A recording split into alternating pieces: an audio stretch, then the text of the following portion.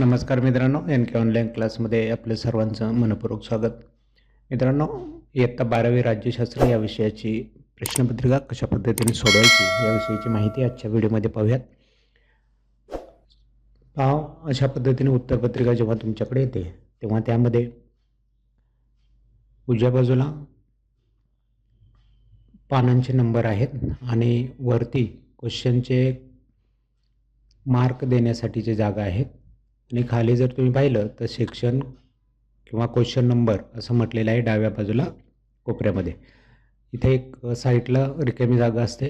इथं आपण प्रश्नाचा नंबर लिहिणार आहे. जेव्हा प्रश्न पहिला, प्रश्न दुसरा, प्रश्न तिसरा किंवा प्रश्न चौथा असे कोणतेही मुख्य प्रश्न सुरू होतात तेव्हा ते पानाच्या नेहमी वरच्या बाजूला लिहा अशी सूचना प्रश्नपत्रिकेत देखील दिलेली असते. मग उत्तरपत्रिकेत आपण प्रश्न पहिला सोडवायला घेतला तर तो नेहमी पानाच्या वरच्या बाजूला असला पाहिजे. कोणताही प्रश्न असं मध्ये प्रश्न दुसरा असं करून लिहायचे नाहीत. प्रश्न दुसरा लिहायचा असेल तर मग दुसऱ्या पानावर जा आणि इथं वर दिलेल्या प्रश्नाच्या नंबरपाशीच नंबर टाकायचे. मग इथं आपण पहिला नंबर टाकला आहे. याच्या बाजूला पहा, प्रश्नपत्रिकेत बरेच विद्यार्थी अशाच प्रकारच्या चुका करतात. प्रश्न पहिला, त्याच्या खालीच हा उपप्रश्न घेतलेला आहे, पण हा उपप्रश्न जो आहे तो इथं न लिहिता या ठिकाणी लिहायचा, कारण ही पूर्ण रिकामी जागा तुम्ही सोडलेली आहे, इथं काहीच करत नाही.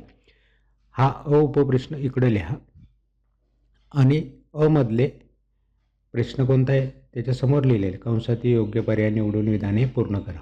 आता एवढा सगळा मोठा प्रश्न लिहिण्याची गरज आहे का? लिहिला नाही तर चालेल का?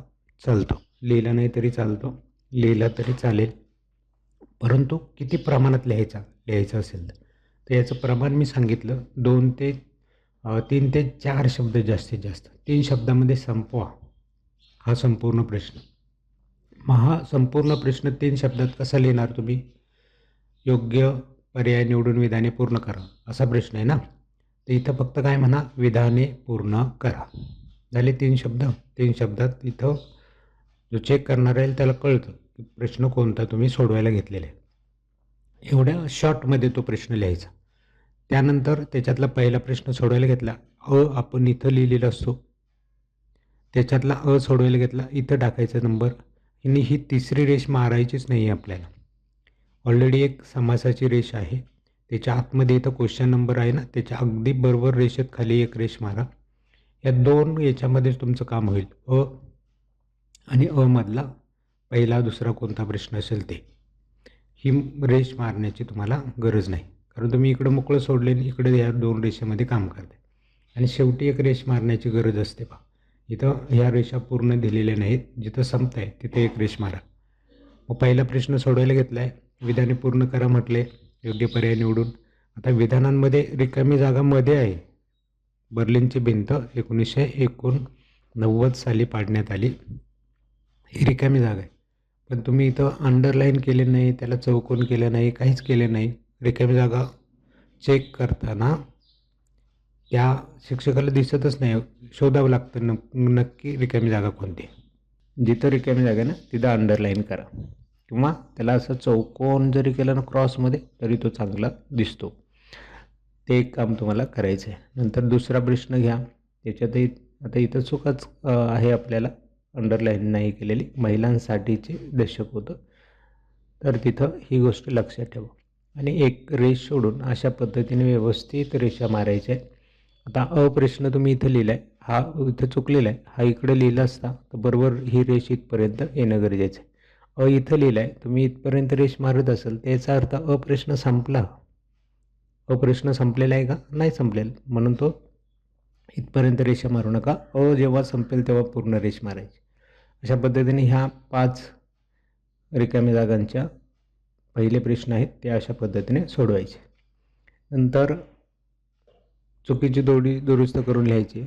आकडा टाकला आहे, आपण तो इकडे लिहिणार आहोत.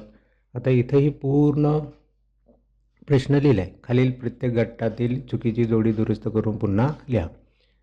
इथं कसं सोडवणार तुम्ही? इथं लिहिणार काय, 2-3 शब्दात जर लिहायचं असेल तर चुकीची जोडी दुरुस्त करून लिहा. 4 शब्दात बसेल. किंवा चुकीची जोडी नुसतं शब्द टाकले तरी चेक करण्याला कळतं चुकीच्या जोडीचे प्रश्न घेतलेत. त्यामधला पहिला चुकीची जोडी कोणती आहे? क क्रमांकाची आहे. त्याचा क्रमांक लिहायचं आहे. डायरेक्ट विद्यार्थी फक्त नाव घेतात. नाव न घेता पूर्ण पर्यायासह तो प्रश्न इथे लिहायचा. क NGO हे चुकीचं आहे. मग बरोबर काय आहे त्याची जोडी? बिगर सरकारी संस्था, नॉन गव्हर्नमेंट ऑर्गनायझेशन आहे. बिगर सरकारी संस्था त्याच्यासमोर बरोबर करून लिहायचे, दुरुस्त करून लिहायचे. दुसऱ्या नंबरला चुकीची जोडी होती जंगलतोडीची, तर त्याची बरोबर जोडी येणार होती तापमानात वाढ. आणि क होतं ब्रह्मदेश, त्याच्यासमोर येणार होतं म्यानमार. तर अशा चुकीच्या जोड्या आहेत, त्याच्यातली चुकीची जोडीच लिहायची, त्याच्यासमोर त्याचं बरोबर उत्तर लिहायचं. नंतर क उपप्रश्न आहे, तो देखील आपण इकडे लिहिणार आहेत. 1, 2, 3 नंबर इथं लिहिणार आहेत. प्रश्न दिलेल्या पर्यायांपैकी योग्य पर्याय निवडून विधाने पूर्ण करा. सेम तसाच प्रश्न आहे विधाने पूर्ण करायचा. मग इथं तुम्ही म्हणू शकता पर्याय निवडून विधाने पूर्ण करा. ठीक आहे. त्यामध्ये विधान पूर्ण करायचे तर विधान पूर्ण लिहावे लागेल तुम्हाला. विधान लिहून पर्याय निवडल्याशिवाय ते पूर्ण होत नाहीत. विधान लिहिलं, पर्याय आहे तुमचा, त्याला अंडरलाईन करा. जे तुम्ही पर्याय निवडून विधान पूर्ण केलेले त्याला एक सिंगल लाईन मार, अंडरलाईन मिस्टू. इथं एकाही प्रश्नाला दिसत नाही, ती करणं गरजेचं आहे. त्यानंतर पहा ड, दिलेल्या विधानासाठी समर्पक संकल्पना लिहा. कसं लिहिणार तुम्ही?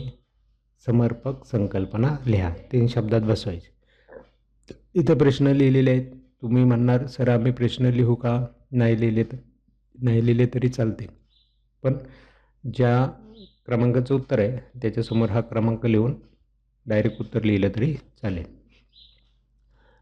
त्यानंतर आहे ई, गटातनं बसणारा शब्द ओळखावं लिहा. गटातनं बसणारे शब्द आहे, डायरेक्ट नंबर टाकून गटातनं बसणारे शब्द लिहिले तरी चालते, पण इथं एवढं सगळे लिहिण्याची गरज आहे का? नाही. गटातनं बसणारा शब्द एवढं लिहिलं तरी तुमचा प्रश्न कळतो. त्यानंतर नेक्स्ट जाऊयात. प्रश्न दुसरा सोडवायला घेतला आहे. प्रश्न दुसरा नेहमी सांगितलं कोणताही प्रश्न घेतला नवीन की तो क्वेश्चन नंबरच्या समोरच आला पाहिजे. मग आता इथं जागा होती, इथं आपण म्हटलं आहे का प्रश्न दुसरा? नाही म्हटलं. आपण दुसऱ्या पानावरती गेलो, प्रश्न दुसरा म्हटलं. त्यामधला सोडवायला घेतला आहे. आता इथं लिहिला गेला आहे. असं लिहायचं आहे का आपल्याला? नाही. हा इथं लिहायचा आहे. इथं लिहायचा आणि मग त्याच्यातले प्रश्नांचे नंबर इथे लिहायचे. आपण ही रेष मारणारच नाही. संकल्पना चित्र पूर्ण करायचं आहे. मग खालील संकल्पना चित्र पूर्ण करा असं न लिहिता संकल्पना चित्र पूर्ण करा असं लिहिलं तरी प्रश्न कळेल. आता जसं संकल्पना चित्र त्या ठिकाणी दिलं असेल तशा पद्धतीने संकल्पना चित्र तयार करून घ्यायचं आणि त्याच्या आतमध्ये त्याचे पर्याय लिहायचे.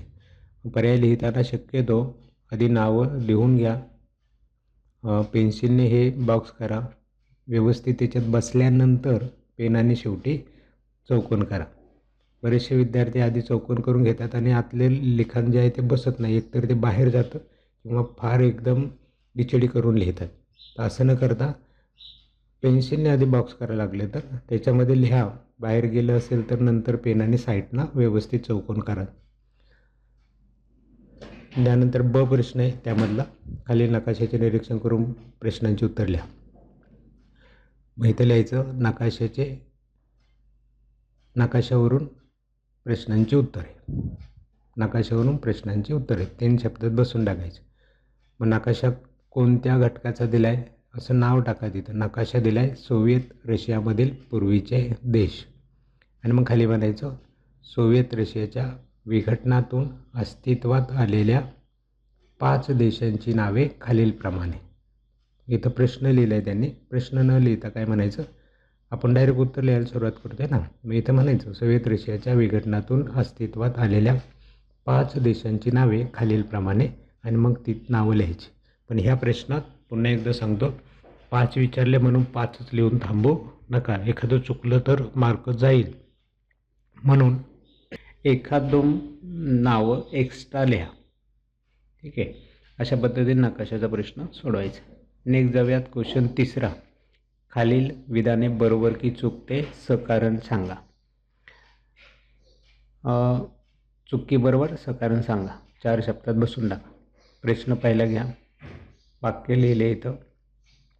वाक्य लिहिली ह्या प्रश्न तरी चालते. म्हणजे तुम्हाला इथं वाक्य लिहिल्यावरती अंदाज येतो ते वाक्य बरोबर आहे की चूक आहे. खालच्या ओळीला मग चूक असेल तर चूक, बरोबर असेल तर बरोबर. आणि त्याच्या खाली कारण शब्द लिहायचा.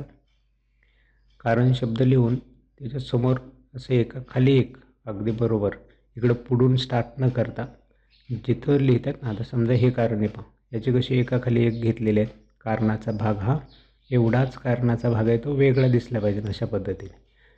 ठीक आहे. मग कारण शब्द लिहायचा आणि काय कारण आहे ते तुम्ही समोर लिहायचं. बरोबर असेल विधान तर बरोबर कारण आणि त्याचं स्पष्टीकरण. अशा पद्धतीने हे प्रश्न आपल्याला सॉल्व करायचे आहेत. त्यानंतर जाऊयात क्वेश्चन 4. खालील विधानांचा सहसंबंध स्पष्ट करा. आता इथं लिहिणार कसं तुम्ही प्रश्न, सहसंबंध स्पष्ट करा 3 शब्दात बसवायचं. पहिला घेतला आहे.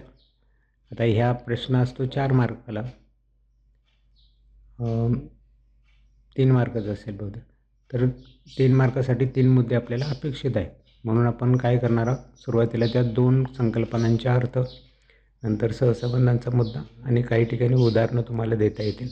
अशा प्रकारे मुद्दे टाकून सहसंबंध स्पष्ट करायचे. ऑलरेडी आपण याच्यावरती पूर्ण एक व्हिडिओज बनवलेला होता, त्यामुळे हे प्रश्न तुम्हाला समजला असेल. त्यानंतर आहे 5वा. खालील विषयावर तुमचे मत 25 ते 30 शब्दात लिहा. एवढं मोठं प्रश्न न लिहिता 25 ते 30 शब्दात उत्तरे. पहिला प्रश्न, आणि हे प्रश्न तुमचं वैयक्तिक मत आहे, तर आपण याच्यावरती व्हिडिओ अपलोड केलेला आहे. अशा पद्धतीने हे प्रश्न लिहायचे. तिथे लिहा तुम्हाला हे विधान बरोबर वाटतं की चूक वाटतं, मी या विधानाशी सहमत आहे, चुकीचं वाटत असेल तर मी या विधानाशी सहमत नाही, आणि मग त्याचे कारणं द्या.